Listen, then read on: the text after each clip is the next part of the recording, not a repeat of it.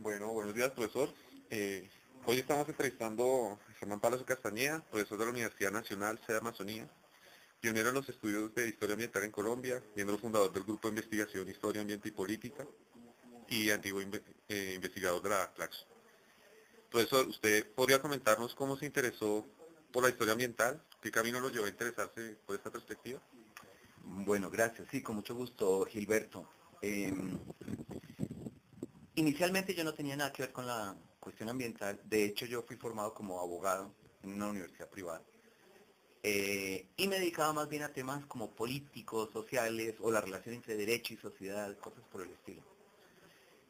Am, Llegando hacia 1992, un par de años antes, o un año antes, y a propósito de la cumbre de Río en 1992, la universidad hizo una serie de reuniones y se comprometieron a crear un instituto que se dedicara a temas ambientales. Y las distintas facultades se comprometían a enviar a alguno de sus profesores. En ese momento el decano de la Facultad de Derecho se llamaba Ricardo Sánchez. Y él había trabajado con Margarita Marino, él había trabajado en temas ambientales. Y entonces su compromiso era mandar al menos un profesor que se comprometiera con la creación del Instituto de Estudios Ambientales, el IDEA. Y efectivamente entonces Ricardo me dijo, Germán, tú te vas para el IDEA. Y yo le dije, oye Ricardo, pero ¿cómo me vas a mandar a mí? ¿Yo qué voy a saber de eso? Entonces le aclaré, oye, yo estuve una vez en Oxford por una semana discutiendo esos asuntos, pero como formándome un poquito y escuchando, pero yo no tengo nada más. Y me dijo, bueno, pero en todo caso cualquier otro profesor de derecho puede ser peor que tú. Entonces dije, bueno, pues listo, yo le hago al trabajito. Claro, cuando llegué a la idea, primero era un discurso que yo no conocía mucho, segundo, implicaba una relación con la gente que venía de ciencias naturales y es un discurso completamente diferente al de uno. Hablar con los biólogos es complicado, pero hablar con los químicos, imagínate, peor, ¿sí? O con la gente que está en ingeniería. Entonces, bueno, uno prestaba atención y la expectativa que ellos tenían era como yo venía de derecho, entonces que yo supiera derecho ambiental. Yo tampoco sabía derecho ambiental.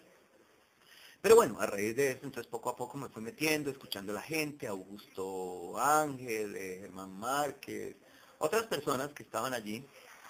Y, y entonces me puse a leer las cosas de Augusto Ángel y entonces decidí armar también una clase en la Facultad de Derecho.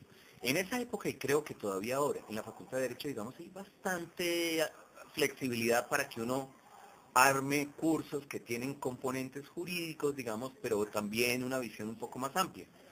Entonces, de ese modo que yo empecé a armar unas clases. Y una de las formas en la que uno se puede educar, en la que uno aprende como profesor, es haciendo las clases, porque lo obliga a buscar las lecturas, a ver de qué modo puede organizar esa cosa, conversar con los estudiantes.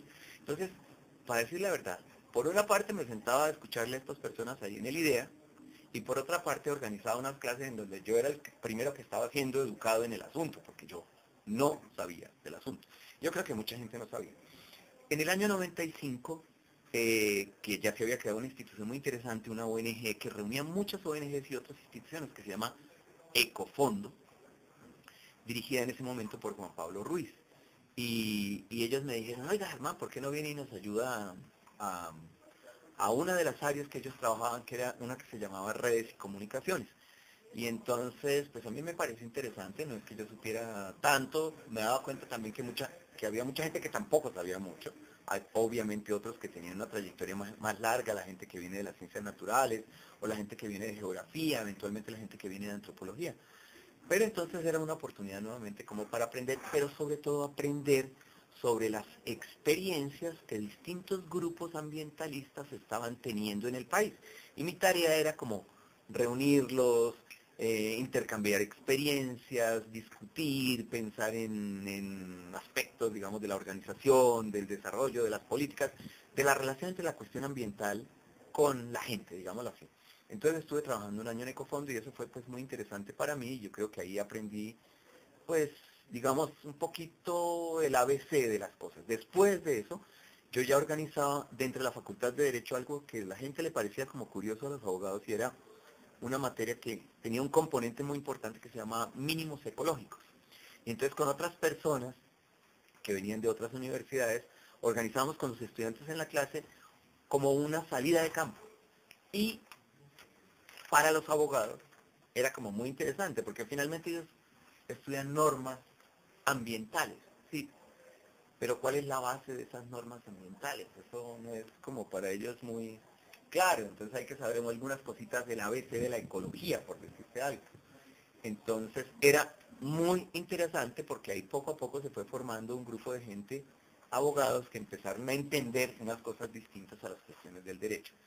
En esas estábamos cuando yo salí de Ecofondo y tenía mis clases, pero yo decidí, cuando salí de Ecofondo, yo decidí, oiga, pensemos esto más a profundidad, porque había mucha gente que era como militante, pero uno sabía que era como que decían unas fórmulas que se repetían, pero digamos, no se profundizaba, digamos, tanto en eso. Y yo dije, oiga, por ejemplo, una cosa de como historia ambiental, como historia de las transformaciones del paisaje. Y pues siempre me ha gustado la historia, yo era un aprendiz de historia, yo no estudié historia como tal, pero me pareció como interesante y presenté un proyecto para Colciencias de historia ambiental.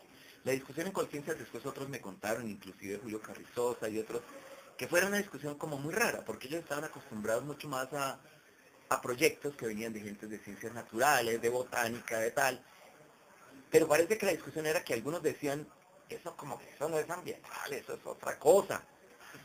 Y Julio me contó en algún momento que ellos decían precisamente eso es lo que es ambiental, porque es la relación entre la naturaleza y la sociedad, o los ecosistemas y la cultura, depende de los referentes teóricos que uno tenga. Cuando yo presenté ese proyecto de conciencia, eso tardó como un año y medio en madurar, pero al mismo tiempo yo estaba como solicitando la posibilidad de hacer mi doctorado, ya sea en Bélgica o en los Estados Unidos. Y de repente, casi que ocurrió simultáneamente. Finalmente, después de mucha discusión y mucho proceso, en Colciencias me lo aprobaron. Pero al mismo tiempo me llegó la admisión de una universidad de los Estados Unidos. Y entonces yo dije, ¿qué hago? Entonces me dediqué a hacer las dos cosas al mismo tiempo, el proyecto de investigación y mi doctorado. Entonces yo tenía que terminar en mis clases 15 días antes y entregar mis papers a los profesores y venirme pitado en avión desde Estados Unidos para trabajar con la gente que sabía todo el equipo de trabajo. Eso fue una cosa muy interesante para muchos de los estudiantes de Derecho y de otras carreras que yo los traté de vincular, como de arquitectura, de otras, no me acuerdo ahorita, un biólogo, bueno, etcétera, para que trabajara también con los abogados. Y entonces este es un poco como el origen de lo que yo, de los comienzos, digamos, de mi proceso en ese asunto, aprendiendo de la gente que ya sabía mucho en Colombia y sobre todo desarrollando un proyecto de investigación en historia ambiental. Entonces era un poquito a veces como una ruta en la que yo iba ciego e iba encontrando las salidas, tanteando, ¿no? De cómo era la cosa, como tratando de inventarme el cuento. Porque en Colombia tampoco había mucho de eso. En realidad, cuando yo terminé el proyecto de investigación, ahí fue cuando Estefanía Galini llegó a Colombia, como tipo el año 2002, tal vez, o algo así. Entonces, cuando ella llegó, le preguntaron, ella preguntaba, ¿y quién hace esto? Y entonces, pues Germán Palacio. Pues yo ni siquiera tenía un título, ya me había entrado en los Estados Unidos a estudiar historia, pero yo no era historiador. Entonces, también los historiadores me miraban como muy raro. Este tipo no es ni siquiera historiador y quiere hacer historia. Y la historia ambiental, ¿eso qué es? O sea, por punto y punto eso nada. Pero cuando llegó Estefanía Galini, digamos, ella ya venía de unas escuelas en Inglaterra, en otras partes, y ella sí tenía bastante claro qué era la historia ambiental. Y acabó vinculada en el departamento de historia. Entonces, cuando ella preguntaba quién hace eso, pues Germán Palacio. Pues yo ni quería ser historiador. Y digamos, yo no sé si todavía lo soy, pero digamos, me dieron un título de PhD en historia finalmente. Y en ese sentido ya pues con Estefanía empezamos a trabajar ya más a fondo eso. Eso yo creo que fueron como los comienzos de mi formación en esta cosa de la historia ambiental. Muchas gracias, profesor. Esa vinculación con la profesora Estefanía, ¿sí? Y sus desarrollos en el grupo de investigación del cual usted es fundador, como el grupo de investigación de historia, ambiente y política. Uno de esos ejes centrales es la ecología política, ¿sí? ¿Cómo la historia ambiental ha podido o puede contribuir al diseño de políticas ambientales en nuestro país? Bueno, mira, el grupo de investigación tiene como, o aspira a tener como tres áreas importantes que son ellas en sí mismas, digamos, interdisciplinarias. Historia ambiental, una, ecología política, otra, y geografía ambiental o geografía histórica, otra. Entonces, la idea era como vincular gente que tuviera diferencias, un poquito sus especificidades. Ahora, yo te decía, yo fui formado en Derecho, entonces los abogados en todo caso tomamos clases básicas como teoría del Estado, derecho constitucional, ideas políticas, etcétera. Entonces, desde mi misma formación, pues yo también tengo una formación en donde uno ve las cosas en su dimensión política. Ahora, cuando yo pensaba en lo ambiental, entonces en aquella época yo decía, pero no puede ser que la discusión sea que una ballena se estancó en yo no sé dónde y que entonces ahora todos vamos a salvar la ballena, o un pajarito, o no sé qué. Que bueno, que hoy entiendo más en que en realidad son las conexiones de unas cosas con otras. Pero en aquella época yo decía, no, en realidad de lo que estamos hablando, o sea, ¿por qué hablamos de lo ambiental y estamos hablando tanto de lo ambiental? Y yo pensaba, se trata de disputas humanas, de conflictos, de peleas, en torno de la naturaleza, en torno de los ecosistemas, de su funcionamiento, de la apropiación de los recursos, de quién se queda con esto y quién se queda con aquello, de los modelos como a través de los cuales pensamos sobre la naturaleza. Y en ese sentido yo pensaba que no se trataba de una historia rosa de salvar a una mariposa, sino se trataba de la historia conflictiva de los seres humanos en relación con la naturaleza. Por eso el primer libro, que fue una compilación y que yo diría, en sentido estricto, como historia ambiental, tal vez es el primer libro publicado. Hay otros libros publicados en historia ambiental. Hay otros libros muy importantes que antecedieron, claro, a este libro, pero que venían, digamos, de otros campos, tal vez también interdisciplinarios, pero no se pensaban a sí mismos como historia ambiental. ¿Y cómo se llamó? Naturaleza en disputa. Ahora, entonces hay dos niveles. Tu pregunta es las políticas públicas. Y yo te he estado hablando hasta ahora de la política. Entonces, en un sentido la política tiene que ver con los problemas del poder, ¿cierto? En general. Pero en otro sentido también se refiere a las políticas específicas que los estados, por ejemplo, desarrollan o implementan. Ahora, yo creo sinceramente que para tomar decisiones de política pública, sí es importante no solo conocer la actualidad, sino conocer por qué esta actualidad es así, y en buena medida entonces eso implica la pregunta por el tiempo. ¿Por qué es así? No simplemente, ¿por qué llegó a ser así? ¿Cuál fue el proceso que condujo a esto? Y sin pensar eso, no entiende uno, o no entiende uno lo suficiente, o le falta, porque eso llegó a ser así, y la historia se puede ser clave para explicarle a uno por qué llegó a ser así. ¿Cómo era antes? ¿Qué conflictos hubo ahí? ¿Quiénes eran los que estaban en disputa? ¿Cómo se transformó eso? ¿Hay posibilidades de recuperarlo? ¿O qué otras formas de transformación estamos pensando? Y casi que, si bien los historiadores muchas veces hablan del tiempo, generalmente se refieren al pasado. Pero lo que yo planteaba es, no, como historiadores tenemos que pensar en el pasado, en sus implicaciones para el presente, pero también en el futuro que vislumbramos. En ese sentido, entiendo la historia ambiental no solamente como una observación o reflexión o lo que sea con el pasado, sino una reflexión sobre los posibles futuros que tenemos y sobre los cuales podríamos escoger. Porque una de las cosas que nos enseña la historia es que las cosas no ocurren solamente por evolución, sino que los humanos estamos en una serie de encrucijadas y tomamos decisiones y nos vamos por cierto camino. Pero uno después dice, eso, uno piensa que eso tenía que ser así, y fíjate que no. Cuando uno mira la historia, uno ve que había 2, 3, 4 opciones posibles.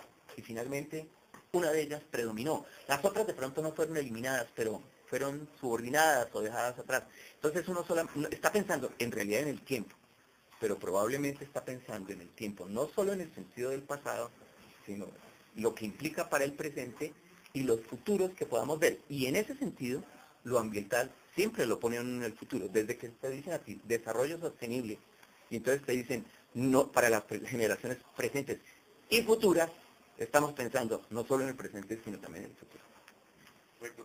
Profesor, usted que es uno, como nos ha venido contando, uno de los pioneros en todo este tipo de investigaciones, ¿cómo evalúa la realización de uno de estos simposios que convoca a tantos académicos de distintos países y de toda el área de Latinoamérica y el Caribe? ¿Cómo evalúa estos avances? Mira, yo creo que también esto tiene su proceso. y ustedes como historiadores pues pueden mirar eso. Al principio éramos 5 gatos, ni nos conocíamos, no sabíamos quiénes eran, estábamos ahí medio intentando. De hecho, la historia llegó muy tarde a esto. Otra gente desde la antropología, desde la geografía y desde las ciencias naturales había llegado. Los historiadores llegamos muy tarde. Cuando yo publiqué Naturaleza en Disputa, había historiadores que estaban como bravos. Este tipo que ni siquiera pertenece a este campo viene y nos publica una cosa sobre historia.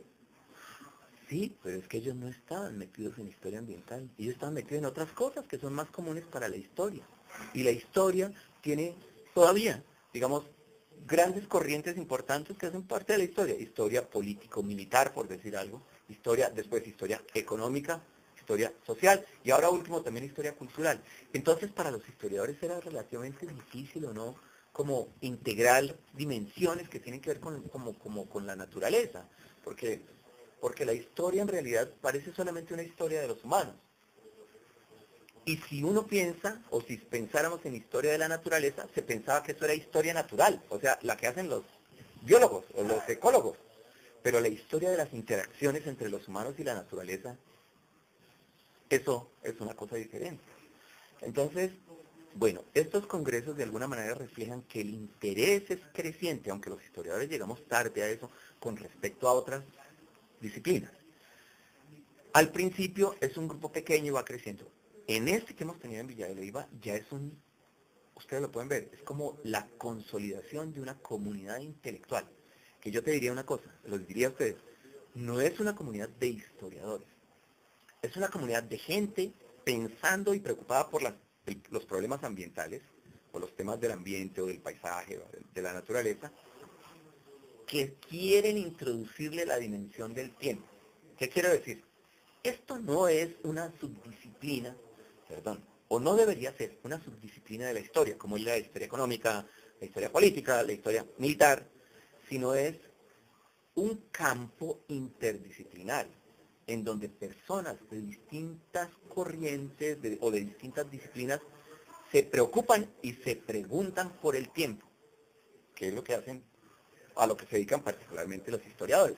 Entonces lo que quiero decir es que buena parte de la fortaleza de este campo es que no es simplemente un campo predeterminado solo para los historiadores profesionales.